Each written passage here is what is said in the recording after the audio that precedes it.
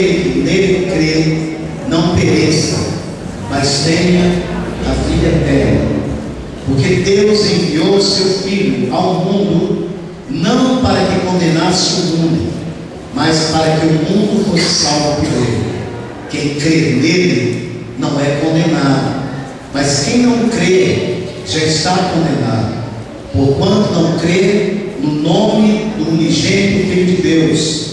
E a condenação é esta, que a luz veio ao mundo, e os homens amaram mais as trevas do que a luz, porque as suas obras eram más. Porque todo aquele que faz o mal aborrece a luz e não vem para a luz, para que as suas obras não sejam reprovadas. Mas quem pratica a verdade vem para a luz, a fim de que as suas obras sejam manifestas, porque são feitas em Deus. Se você puder manter a sua Bíblia aberta, pode manter, que nós vamos ver em outro versículo depois. Interessante aqui no versículo 16 fala de amor, né? De amor. Nós ouvimos, vemos filmes, novelas, romances, livros, histórias que falam muito de amor, não é verdade?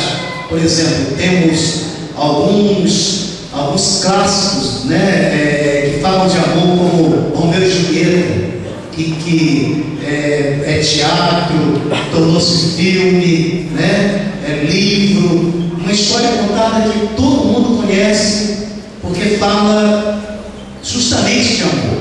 Então, o amor, ele é uma palavra pequena, mas uma palavra bem explorada, como tema em livros, em filmes, em músicas. A maioria das músicas que ouvimos, elas falam de amor, não é verdade? O amor, o homem para com a mulher, o amor para consigo mesmo, para com as coisas.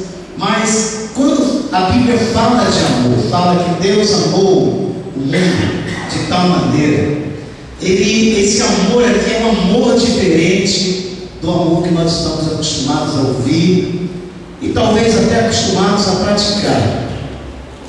Se quando lemos o Novo Testamento, nós precisamos entender que o Novo Testamento foi escrito em grego, e no grego existem algumas palavras que descrevem o amor.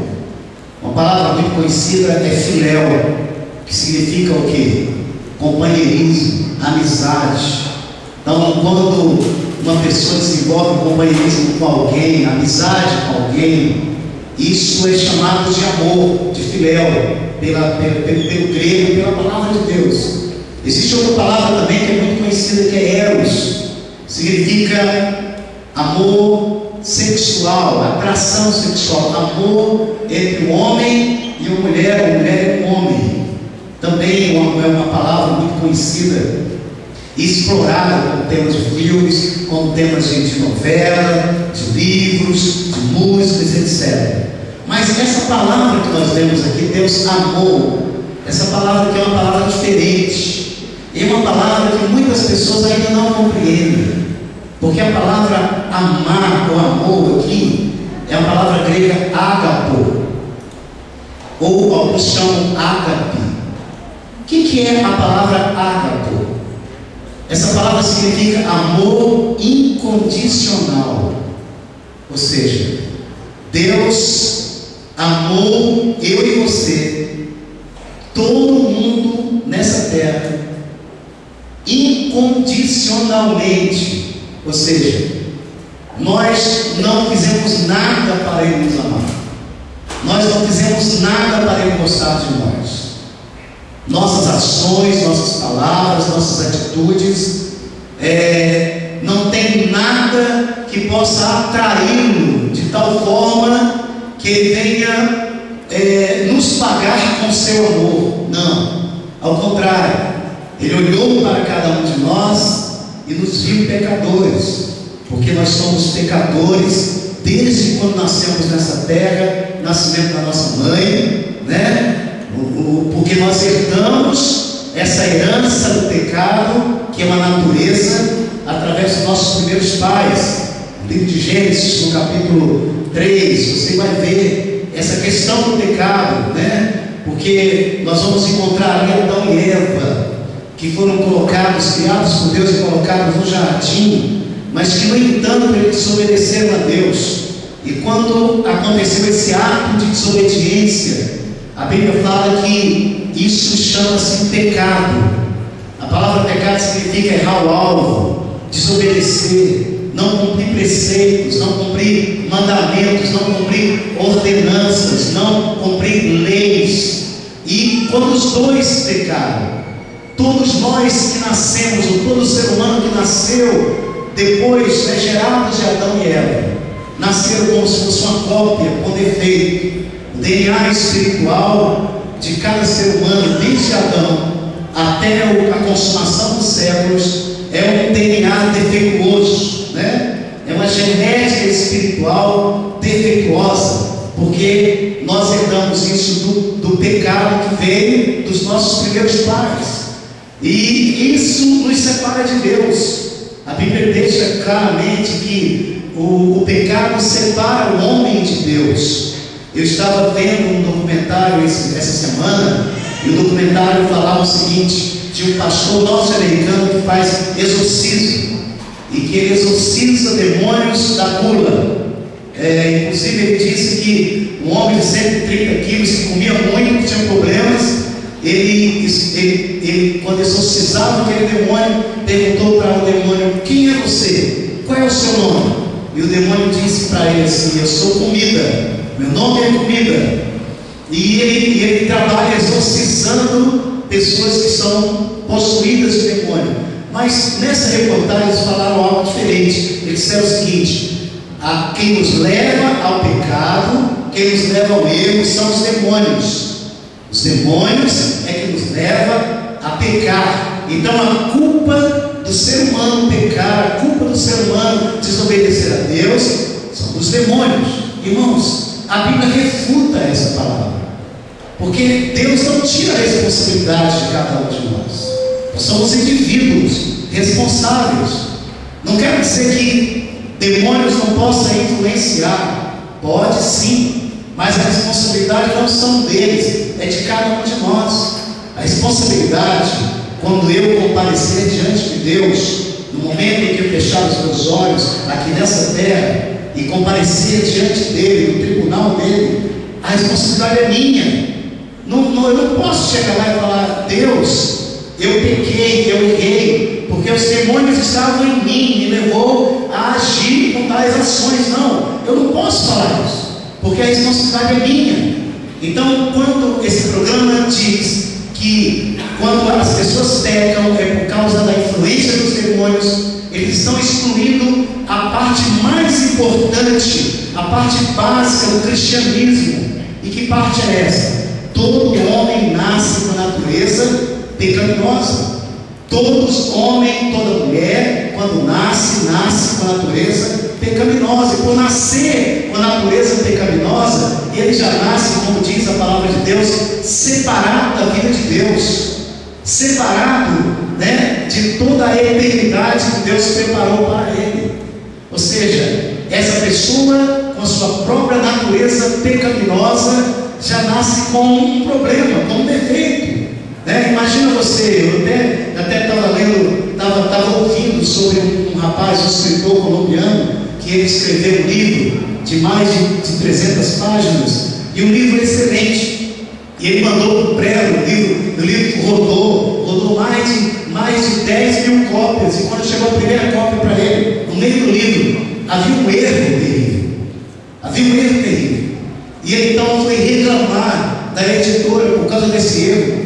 A editora falou: não, nós simplesmente copiamos aquilo que você nos deu. O erro está em nós, o erro está no original. É a mesma coisa, irmãos. O erro, a origem do pecado, a natureza pecaminosa que separa o homem de Deus, está em todo ser humano que nasce nessa terra. E aqui a palavra de Deus deixa claro que Deus amou esse homem pecador. Deus amou a mim, amou você, amou um pedófilo, amou uma prostituta, amou um assassino, amou um ateu, amou um religioso, amou amou uma pessoa violenta, amou uma pessoa não tão violenta. Deus amou todos de tal maneira, ou seja, incondicionalmente. Quando eu merecia a condenação, quando você merecia a condenação, quando todo ser humano merecia a condenação, Deus nos deu salvação, Deus nos deu perdão, Deus nos deu amor. Qual ser humano que faz isso? Qual ser humano que tem capacidade de fazer isso? É raro o ser humano fazer isso. Algum tempo atrás, eu estava em São Paulo em um congresso e tinha uma empresa filmando o congresso. E eu fiz amizade com o cameraman. E eu conversando com ele, ele falou: olha, eu sou aquele rapaz que a minha esposa, com minha filhinha, criança no colo, estava em um banco quando o bandido atirou, um tiro de metralhadora, e o tiro vazou o coração da minha esposa e da minha filha, e eles morreram. Esse rapaz foi conhecido muito no Brasil, acho que já tem mais de 10 anos isso, porque ele falou na televisão: eu perdoo o assassino, eu perdoo quem fez isso. Não sei se vocês lembram disso, já tem um tempo, né? Eu perdoo. Ele foi criticado pela mídia, criticado por muita gente, né? Eu não quero que essa pessoa morra por causa disso, eu perdoo. E eu estava nesse congresso e eu conhecia a pessoa que puxou o gatilho e que havia arrependido dos seus pecados dentro de um presídio, havia entregado o seu coração para Deus. E Deus amou esse assassino do mesmo jeito que ama um não assassino. E eu conhecia, e por coincidência ele estava no mesmo congresso. Ele estava no mesmo congresso. E eu pensei dentro de mim: será que isso que ele falou na mídia, de amar, de perdoar o assassino da sua filha de colo, o assassino da sua esposa nova, linda, isso só foi mídia, só conversa? E eu virei para ele e falei: olha, meu irmão, eu tenho uma notícia para te dar. Você continua perdoando e amando aquele que matou sua filha, que matou a sua esposa? Ele falou: sim, eu continuo perdoando, continuo amando, do mesmo jeito que eu falei na mídia. E eu falei: você suporta uma coisa que eu tenho que falar com você? Ele falou: suporto. O que é? Eu falei: então chama alguém que te auxilie para tomar a câmera, porque eu preciso te apresentar para alguém. Irmãos, eu aproximei desse rapaz que puxou o gatilho, que ele era o chefe da gangue, né? Que puxou o gatilho, e aproximei dele e falei assim: esse rapaz que está aqui foi o que liderava a gangue e que assassinou sua esposa e sua filha. E os dois ficaram olhando um para o outro, ficaram olhando um tempão um para o outro. Irmãos, eu vi algo ali que não é todo ser humano que faz, porque o nosso amor é incondicional. Nós amamos quem nos ama, nós falamos bem de quem fala bem de nós, nós cuidamos daqueles que cuidam de nós. Mas aquele que não nos ama, que pisa o nosso pé, que faz coisas que não nos agradam, nós não amamos facilmente. Por quê? Porque quem ama incondicionalmente é Deus, mas Deus também quer derramar esse amor no coração do ser humano. E eu fiquei ali olhando, os dois se olhando, e para surpresa, irmãos, glória a Deus, aquele cameraman aproximou e falou: eu te perdoo por tudo que você fez com a minha família e comigo. E abraçou, e os dois começaram a chorar, e ficaram ali mais ou menos uns 20 minutos chorando, orando por eles. E foi uma das maiores cenas que eu vi. Sabe o que eu vi ali? Eu vi o amor de Deus sendo manifestado.